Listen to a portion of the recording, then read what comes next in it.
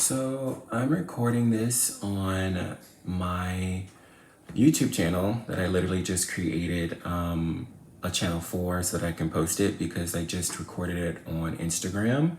And for whatever reason, the Instagram post that I made is no longer available to view, and it's no longer even in my archive. So that is something in itself.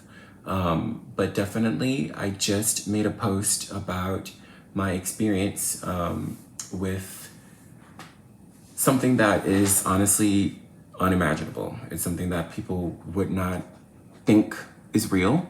And it's something that it unfortunately is occurring to me and has happened to me. And I will get into detail, and I'll try to make this as quick and as succinct as possible because the last video was 50 minutes.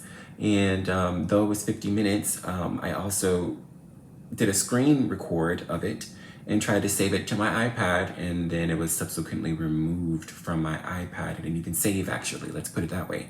It wouldn't even save to my iPad. It's not even in my videos. It's not in my recently deleted. So that is a problem in itself. And I'm not even sure if this is gonna post. So here we are. I'm trying to make the post now, and it's about my experience with, long story short, I recently discovered that someone has implanted something in my brain that allows them to listen to my thoughts. And so I do want to start there, simply because it sounds so crazy. It sounds so science fiction, and I do understand that. But also I do want to add the caveat that people have been live streaming my thoughts and live streaming me in my home, doing things like using the restroom or going and cooking and watching TV. Anything that's personal to me, people have been able to see. So that is something that I do want to lead with. It's not what I led with in the original post, in the original live, but it's something that I do want to share originally, as we start now. The idea of someone even being able to do what they've done is predicated on a falsehood. These people have told everyone that I knew that I was sick starting in 2014, which may not even been the case that I became sick in 2014. It could have been before then. But I started having health problems in 2014, and people that were close to me ended up taking my information and sharing it with the world, essentially. And I ended up I actually was working at a place that's very, very popular. They're one of the most popular brands in the world, one of the richest brands in the world. And I'm actually gonna call them the Banana Store because I can't necessarily state their name. So that did happen. I did work there, and those people would, every single day that I would go to work, starting in 2014, I was dealing with innuendos, I was dealing with epithets and slurs, I was dealing with people basically doing anything and everything to degrade me. And I dealt with that for several months while I was working there, up in not nearly a year, I would say. I dealt with that. And I ended up leaving that place and realizing that the damage that was done at Apple was far more widespread. It wasn't something that was just at Apple. It was something that was done, that was spread all over the United States, possibly even the world. So that is something that I do want to add as well. And I'm going to try to keep this as concise as possible because I didn't want it to be 50 minutes last time. But it's not something that I even have the ability to really even prove because it's gone. You know, I downloaded the video and downloaded it, but screen recorded the video, and it was subsequently not even saved to my device, which is not the first time that I've experienced an issue like that.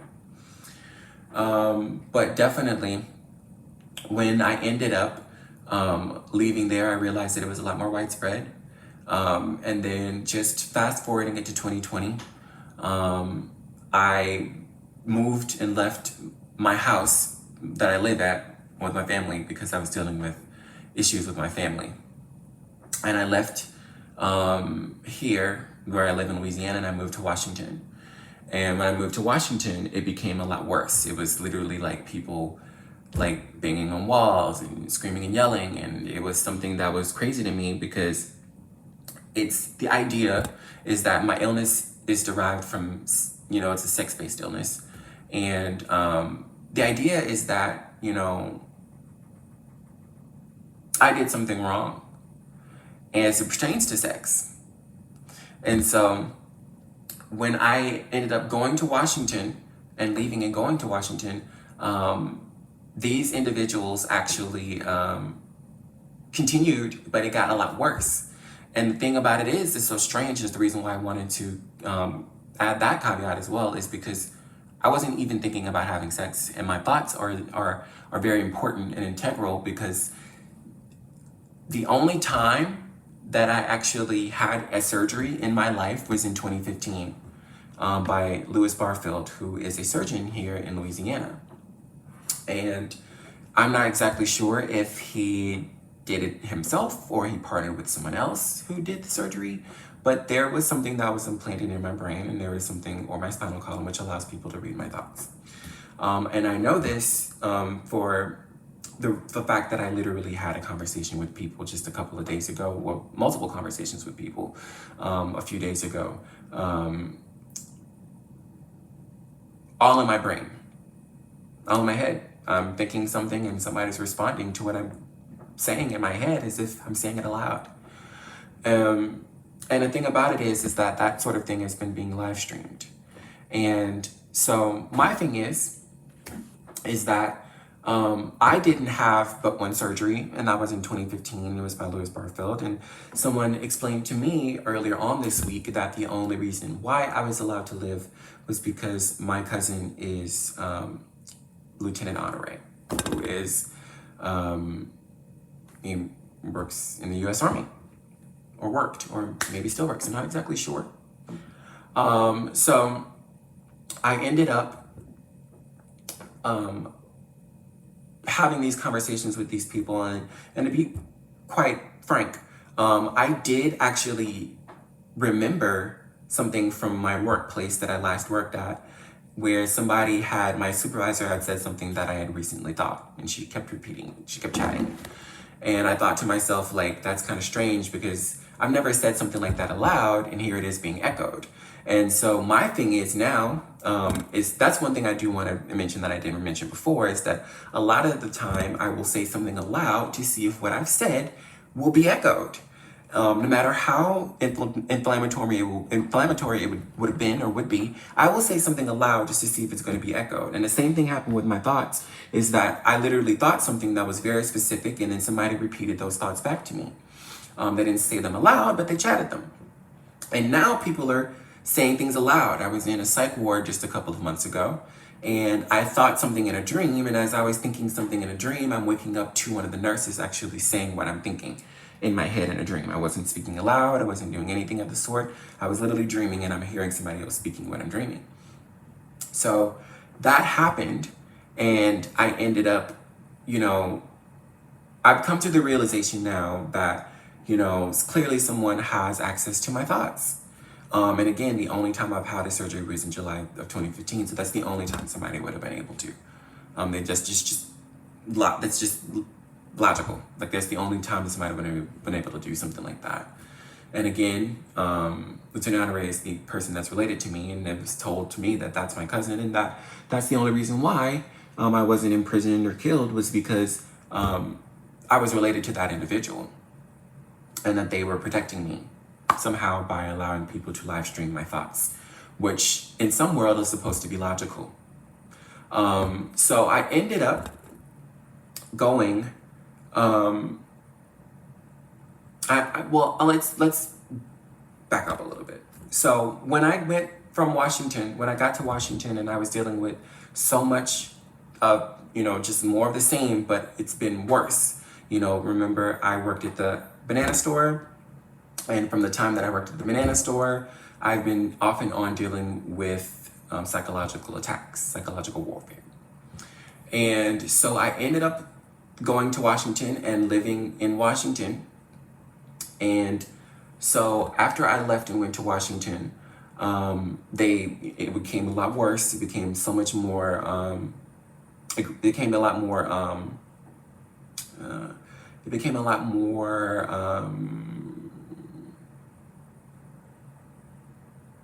invasive. It became a lot more radical, and so I ended up having a nervous breakdown because of what people were saying. And the thing about that is that people were saying things that honestly I had not really considered until then. Excuse me. I had not really considered until then, and so I ended up leaving Washington, having a nervous breakdown, and then I had a suicide attempt, and I was committed.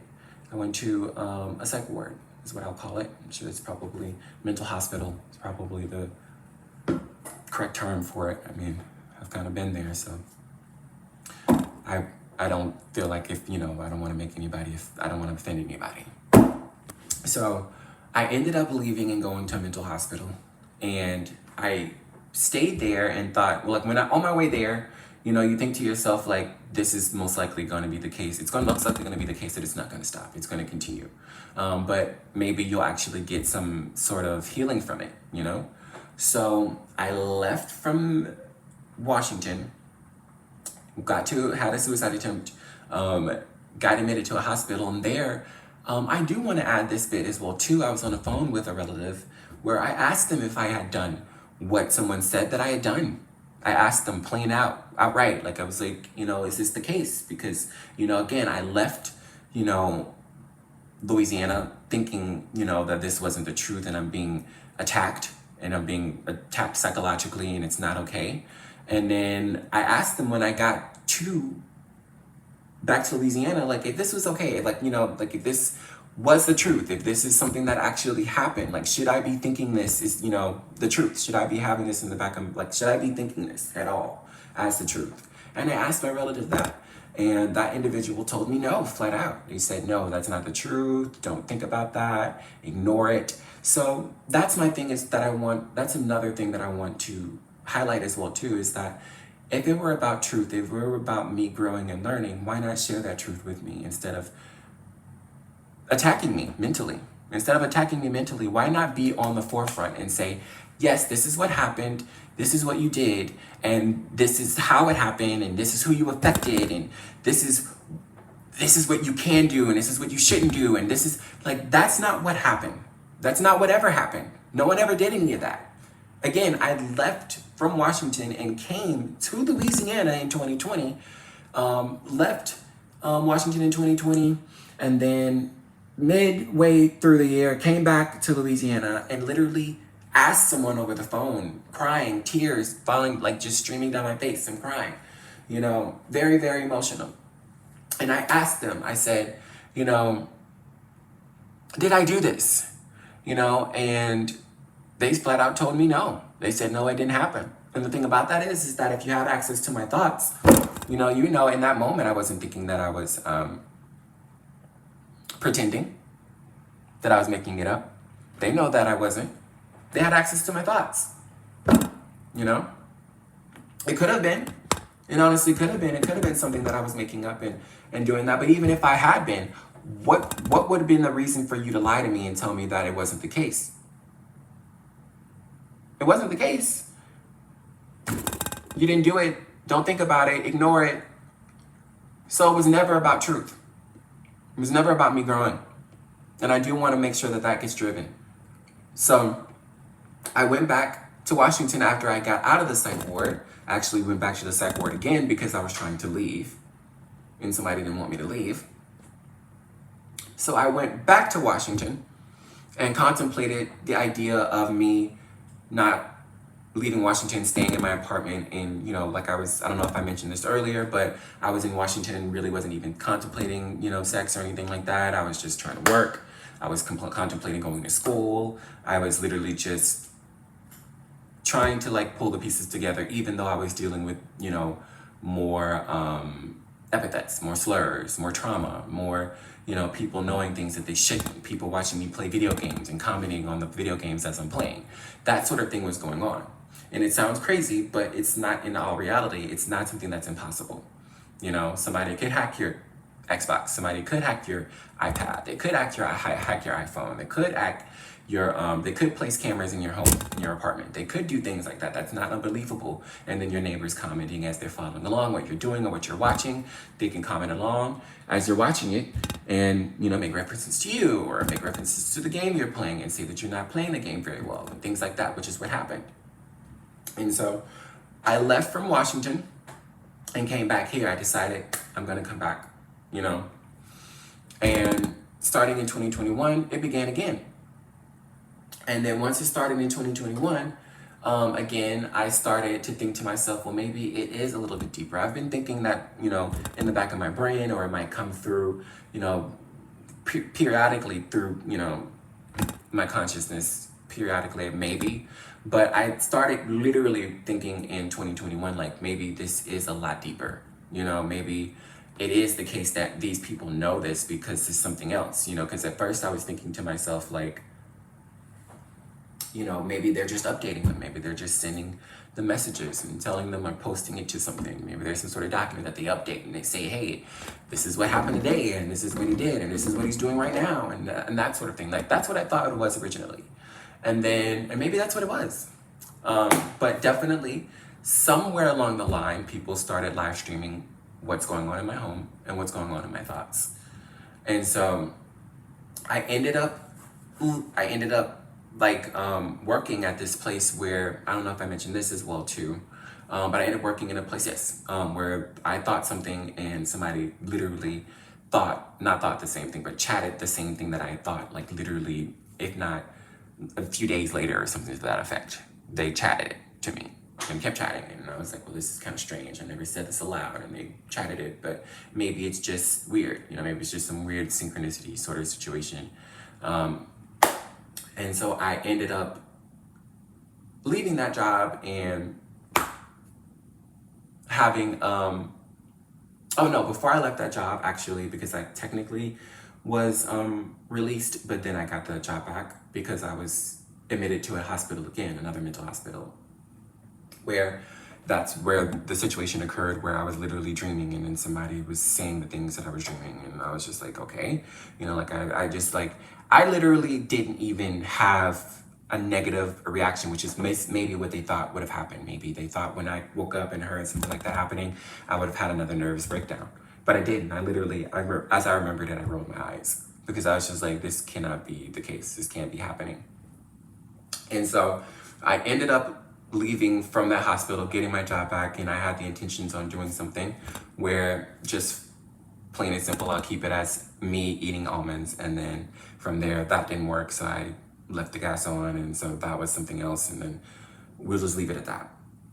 So I ended up doing that, and understanding and knowing when I left the United States, when I went on my trip, I understood and knew that there was a possibility that, the trauma was going to follow, this traumatic experience was going to follow me. I kind of had that in the back of my brain, like it's very likely, it's very probable that it will. And so I ended up leaving the States, and then I came back, which I honestly didn't want to. And I ended up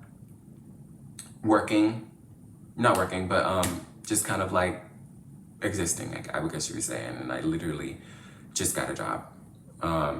So I ended up coming back here and, going through the same traumatic experience that I'd been going through. And then all of a sudden it started to dawn on me, like, maybe they are really hearing my thoughts. Like, maybe, this is the case that, you think, I thought that in a psych ward, that somebody could hear my thoughts. And then I thought to myself, okay, well, that's not logical. That's not something that should be happening. And it's not probably something that can happen. And so I just kind of ignored it. And so I ended up leaving and going, not leaving, I ended up actually having this this whole conversation earlier this week, this entire conversation in my head with these individuals who have been shouting things at me. I ended up having an entire conversation with people in my head, meaning like I would literally think something and then these individuals would say it back to me, which honestly has been the case since I've been living with my family members. They've been saying things and echoing things back to me that I thought. But this is something that now I only realize in hindsight. So I ended up getting into this conversation with these people and going back and forth with them for, I want to say, 2 days, 2 nights. I had conversations with people just literally in my head. And again, these are things I've been live streamed. So it's not like I'm making it up. And hopefully there'll be somebody that has captured it. Because that would be great. But I ended up having this conversation with these people, and honestly, finally, just earlier this week, realizing that this is literally happening. Like, I'm literally having a conversation with people in my head. Like, people can hear my thoughts, and people are live streaming what it is that I'm thinking.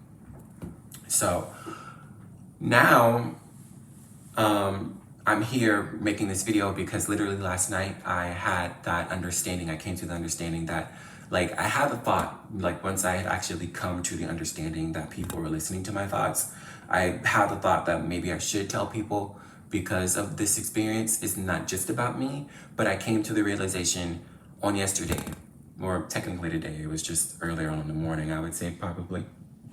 I had the realization that I should share my thoughts because it's for me, yes, because I am an individual that for my entire life has kept things bottled up. It's been very, very rare that I would let my emotions out, other than specific ones. It's been very, I typically don't express to people that I'm sad. That's something, that I typically do. I typically keep that sort of emotion bottled in. And so that's something that I wanted to do, or express that I've been hurt, something like that. I definitely do want to share that with people because it isn't just about me. It is not just about me. And I understand that people can make it about whatever they want to make it about, and they will continue to tell whatever narrative that they want to tell. But what this does lead to is that I may not necessarily be here very long, and that's okay. And that's totally fine. But the thing that really, really, really gets to me is that these people knew what the truth was and still listen to my thoughts and still live stream my thoughts, so they know I've never been nihilistic, and I don't have a nihilistic personality. I just don't. And what they ended up doing is something that could honestly be something that has happened before and we just don't know it. Or it could be something that they could do in the future. And maybe somebody else will get, or maybe not somebody else, but everybody, or many people, most people, except for maybe the rich and powerful, will have implants in their brain so they can be monitored and tracked. And that's something that is very, very, very, very, very, very, very, very, very scary when you think about it, because it doesn't just affect me, it affects everybody. And that may be technology that they honestly want to use on everybody. And who knows, maybe they have already begun to do things like that and do things like that to multiple people. And I may not be the only one, because that was a comment I've heard as well too, that you are the only one. And that could very well be the case. But it doesn't make it right. It doesn't make it right to strip away somebody's humanity and have everybody else pretend like they don't know the truth. Or if you do not know the truth, not know that you've had access to everything that could possibly be antithetical to the truth that somebody's telling you. Because that's not my personality trait. I'm just not the type of person that would do something to hurt somebody on purpose. I'm just not. No matter how much somebody wants to portray me as that type of individual, I'm not. And that's something that I do want to communicate.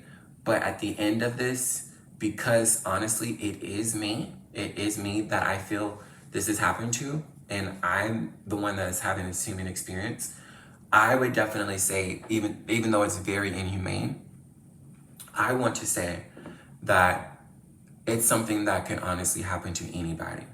It could happen to anybody. And then somebody can make up anything about you and say that this is why you did what you did, or this is what you plan to do. You know, I think about the movie Minority Report. You know what I'm saying?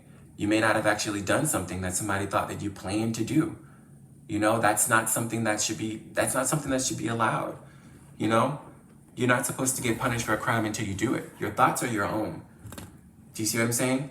And so somebody invading your body, which is literally what we're having, which is what a lot of people in this world are not this world, of course, but in America right now are up in arms about, is that, you know, some woman should have the right to choose whether or not she actually has an abortion. So that is literally somebody else taking away your option of choice. And that is literally what we're dealing with right now, is that somebody is not only trying to control your mind, because that will be honestly what's been happening, is that somebody's trying to control you by launching epithets and slurs and calling you names and making you terrified so that you'll do something, or you won't do something, or you'll, whatever the case may be. That's not for me to actually try to wrap my head around. But at the same time, I do understand that just like the movie Minority Report, it's not okay for somebody to be punished for a crime that they didn't do, or punished for a crime that they may have even planned to do. And that would be something that I would think that this sort of thing could be used for. Just your thoughts could make you could make someone consider you a threat and make them do things to you to make you less of one, or in essence, more of a threat. And I do want to make sure that, someone's at my door, but I do want to make sure that that is communicated. And I do want to make sure that people understand and realize that it is something that people should not have to deal with, and that it is inhumane, and it is something that no one should have to go through. And I do want to communicate that to everyone, that it isn't just about me. It's not just about me being selfish, because in all honesty, I ate the almonds and I let the gas on. So that's something that I do want to have you consider, is that, and the whole while, if you had access to my thoughts, I wasn't doing it because in the back of my brain, I thought that I'd done something wrong. Because at this point, I don't know what's true. I don't know what's true, and I have no way of knowing what's true. Because of so many things being thrown and hurled at you, there's no way that I could determine what's true. But I do know this, that what was done to me is not okay. I will never probably ever be okay. And I don't care if I do die or I don't. That is not why I'm here telling you this message. I'm telling you this message because you need to be made aware that it's not what they say that it's about. Because if it was about what they said it was about, this would have been over a long time ago. This is about something completely and totally different. And it involves your rights as a human being, not just mine. Because there's no way of knowing. Just like I walked around and played the fool, no one would know that these things are happening to them unless they were actually in a situation like I was, where I could actually have knowledge in myself that these things occurred. That's the only way that it can happen. And I do want to leave you with that. I do want to share that with you, that it's not about what they say that it's about. It's not about that, because if that's the case, especially from where I live in Louisiana, it just wouldn't have gone on for this long. And I do appreciate anybody that listens to this, that watches this, because it is truth, unlike what I've been dealing with for so long. And I don't know what's true, and I don't know what's not true. But I do know that this message needs to be shared with as many people as possible. And that is the purpose, the true purpose of me putting this out here today. I decided that last night. And if you got through this 30-minute video, if you skip through some of the parts and listen to some information, I don't care. As long as you get some of it, I do appreciate that you get some of this information, because this is what the truth is. This is what the truth is. And I don't know what else to say other than this is beyond myself at this point. It's far beyond me. And I do want to share that and communicate that to everyone. And thank you.